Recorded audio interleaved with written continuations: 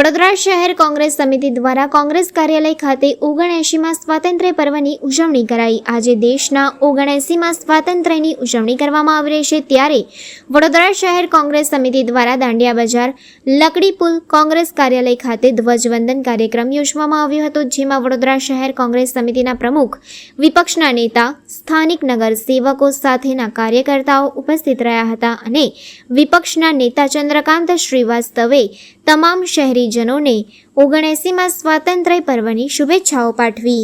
સૌપ્રથમ આપના માધ્યમથી તમામ શહેરીજનોને 79મો સ્વાતંત્ર્ય દિવસની ખૂબ ખૂબ શુભેચ્છા પાઠવું છું। સાથે સાથે આ જોઈએ સ્વતંત્રતા આપણે મનાવી રહ્યા છે, આજે ઇન્ડિપેન્ડન્સ ડે આપણે મનાવી રહ્યા છે, ત્યારે આને અંગ્રેજોથી છોડાવવા માટે, અંગ્રેજોથી આઝાદી મેળવવા માટે આપણા જે નામી અનામી નેતાઓ, મહાત્મા ગાંધી હોય, સરદાર વલ્લભભાઈ પટેલ હોય, પંડિત જવાહરલાલ નહેરુ હોય, મૌલાના આઝાદ હોય, શહીદ ભગતસિંહ સુખદેવ રાજગુરુ હોય, આવા નામે અનામી અસંખ્ય નેતાઓએ ત્યાગ આપ્યો, બલિદાન આપ્યા, કુરબાની આપ્યા, ત્યારે આ દેશ આઝાદ થયો।